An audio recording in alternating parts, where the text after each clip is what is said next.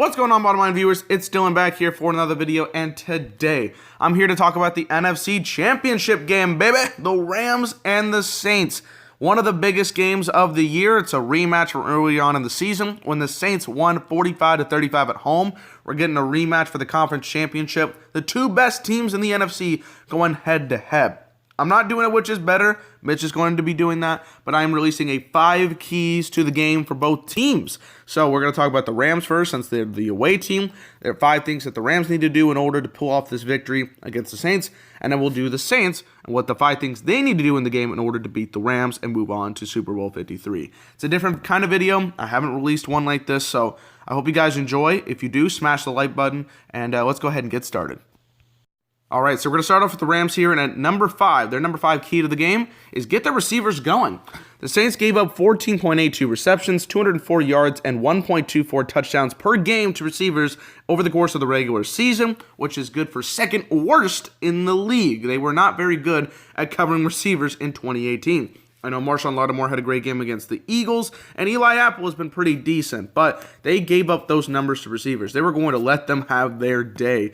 And the Rams, you know, they got a pretty good 1-2 punch here. Brandon Cooks, he's that huge deep threat. Robert Woods, you can use him in the slot a lot, and he's going to be able to be effective. The one key difference for the Rams this time around compared to the last matchup is they don't have Cooper Kupp. He was in that first game. He's not going to be in the second game. So they're going to have to be more open. They're going to have to create a little bit more separation. One of them's going to have to go off. The other one's going to have to try to do their best to get some points here. But the receivers can take advantage of this defense given what the Saints defense accomplished in 2018, being the second worst defense to receivers. So if they can get the receivers going, they could definitely win this game. So that's their number 5 key to the game.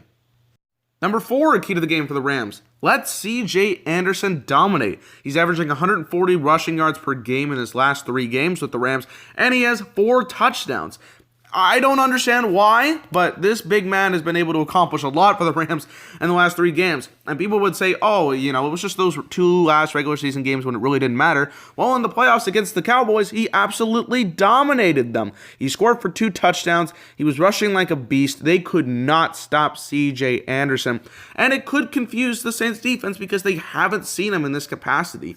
Todd Gurley, you know what Todd Gurley can bring to the table. He's apparently healthy as ever, so you know what he's going to do if they want to limit him and be like, okay, here's C.J. Anderson for you. You don't know what he's going to do, so let C.J. Anderson roll. Keep this thing going. Don't let that momentum slide whatsoever. It could be a huge part of the game to get C.J. Anderson going and throw off this defense. So let C.J. Anderson eat, if you will. So, yeah, that's my number 4 key to the game for the Rams. My number 3 key to the game is Jared Goff has to be more efficient. Look, I know people will be like, oh, he was efficient against the Cowboys. He was. He got them the dub. He didn't have a whole lot of passing yards, but he got them the dub. Here's the thing, though. This is the NFC Championship game. This is a team that you faced early on in the year, and you were down for most of the game. You were able to tie that game back up, but it was just lost at the end, okay? You, in this situation, have to realize that you're a very young quarterback that was drafted number 1 overall by the Rams, and you're in the NFC Championship game. You're not guaranteed another moment. You have to strike while the iron's hot. Sean McVay is at his hottest right now. Your team is going to be as hot as it can be right now. You have to lead this team to the next step and get to the Super Bowl. A lot of people will congratulate you if you do. So I feel like Goff has to step up as that leader, you know, make that last drive, get that team going. If it's a 2-minute warning drive and you got to push it down the field to get a field goal or score the touchdown, you have to prove the doubters wrong in this scenario. And I'm not sure Goff is going to do it, but he has to be more efficient in order of getting that done. So that's my number 3 key to the game. Jared Goff has to be the leader and push this team into the Super Bowl. My number 2 key to the game is the D-line has to get pressure on the Saints offensive line. Aaron Donald and Ndamukong Suh had great games against the Dallas Cowboys last week. They were putting so much pressure on that offensive line. They only got 1 sack, which was very questionable to say the least, but they were still able to make Dak throw these balls that he really didn't want to, or he was just flown out of the pocket and had to throw some inaccurate throws. They were able to get the job done well, right in the middle of the hole. It was a fantastic game from both of them. They're going to have to do it again this week. The Saints' offensive line is one of the best in the game. It's very difficult to get on them, but if you can put the pressure and make Drew Brees not be Drew Brees, they would be a huge key to the game, because then you got to make them do the run game, which you guys were also able to stop very well. That was one thing they did very well last week. They were able to contain Zeke Elliott in the middle of that hole. So if the D-line can get the pressure, that will definitely hurt the Saints game. They're going to have to change it on the fly, which you never know. It might happen. It might not be able to. So the D-line has to get pressure in order to win this game. That's my number 2 key to the game. And my number 1 key for the Los Angeles Rams in this game is this. Do not fall behind. Under any circumstance, do not fall behind by a huge margin. You were able to come back from a lead against the Saints earlier on this year, but for the most part, the Saints dominated and they were able to put it away at the end.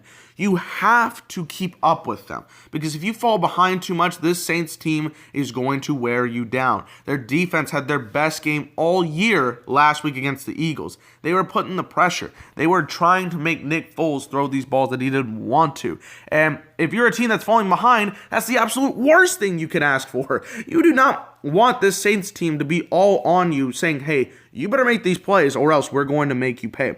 The Rams have to keep up, go back and forth with the Saints. It has to be a very competitive battle. Do not fall behind more than one score because it is going to hurt you badly in this game. Nobody wants to be behind, but you cannot fall behind more than 7 points. That's my number 1 key for the Rams. Keep up with the Saints. All right, now we're on to the Saints. My number 5 key to the game for the Saints, lead time of possession. They had 37 minutes and 50 seconds time of possession against the Eagles, including an 18-play, 11-minute, 29-second drive to start the second half. It was ridiculous. It took almost an entire quarter to get them off the field. They had a 33-minute, 41-second time of possession in the Saints win over the Rams this year, so that helped out. And their only 3 losses they had all year, they didn't lead time of possession in that game. So it's been a crucial part of the Saints team overall is to get that time of possession, wear down teams, have the defense for whoever they're playing be on the field for as long as possible. That Eagles defense must have been tired to heck when they had to be out there for 18 plays and 11 and a half minutes. That is insane football right there. Lead time of possession, make the defense cry a little bit inside, having to be on the field for as long as possible. And you know the losses have come up when you don't lead that. So that is crucial for the Saints. Lead time of possession is my number 5 key for them. At number 4 for the Saints, you have to keep up your run defense. They were the number 2 run defense in the game in 2018. For most of the year, they were number 1, but they were overtaken by Chicago at the very end of the year. They gave up 80.2 rushing yards per game. That's pretty good. That's really, really good. And you got to stop Todd Gurley, who was the number 2 rusher in the game this year, and CJ Anderson, who I talked about earlier, absolutely has dominated the last 3 games. They combined for 238 rushing yards against the Cowboys last week. You know, Sean Payton, you know this team is going to be focused on, hey, this run game was really effective for them last week. Well, let's go ahead and clamp that down and let's see if Jared Goff can make the throws. Because they were pretty dang good at getting the run done last week, and the Saints defense has been crucial in stopping big-time runners. So they can keep up the pace with their run defense and make it work against these 2 running backs. It's going to be a huge success for the Saints, and it could lead to a victory. So my number 4 key to the game for the Saints, keep that run defense as dominant as it's been all year long. My number 3 key to the game for the Saints, run game creativity. Well, what does that mean? Well, let me explain.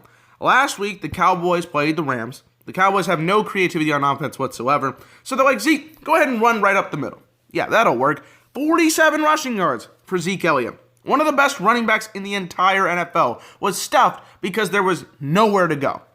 The Saints had to be creative now. They have 2 running backs. They have Mark Ingram and Alvin Kamara. They've used them in a variety of different ways over the course of the last 2 seasons. They've been very effective. They've been the best 1-2 punch in the game. Ingram, you know, he can run to the outside. He can make these great cuts. He's still very athletic. You know what he's capable of. And Alvin Kamara, he loves to catch the football. He's one of the most effective running backs in the game when it comes to catching the football. So if they can get that run game creativity, say, hey, let's avoid Sue and Donald. Let's avoid that. Go in the B gap, the C gap, whatever it is. They need to do an HP stretch, an HP toss, whatever they need to do to get this run game going.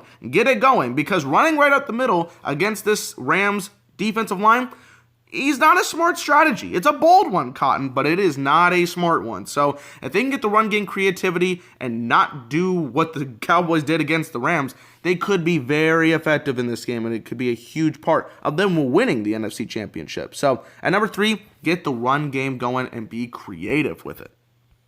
All right, the number 2 key to the game for the Saints is their offensive line must step up. They've been one of the best offensive lines in the game in 2018. They were really effective when everybody was healthy. Here's the thing. Teron Armstead has not been 100% healthy. He missed a lot of the second half of the season, and then, there was a lot of questions coming into the divisional round. He played, but he looked injured. He looked like it wasn't as effective. He was not as effective as he could have been. The Rams are going to get a whole lot of pressure. They're going to focus on him. They're going to be like, all right, if he can't get this job done, we'll start eating. I believe Armstead will still be really good. He'll be good to go, and he'll do his best, but you have to keep up with that defensive line for the Rams, like I said. And if they get pressure, then they'll try to go to the run game, and if they get pressure on the run game, they're going to be in hard times. So the offensive line has to do their job. They've got a lot of great guys. Like I said, Ryan Ramczyk, really impressed with him. Max Unger, Andrus Peat, Teron Armstead when he's healthy. That is a really good group of guys that you can build around, and you have to keep the defensive line away from Drew Brees as much as possible because you want Drew Brees to get that ball down the field to Michael Thomas, make a big play. It can't happen if the offensive line doesn't step up. So the number 2 key to the game, have the offensive line as dominant as ever.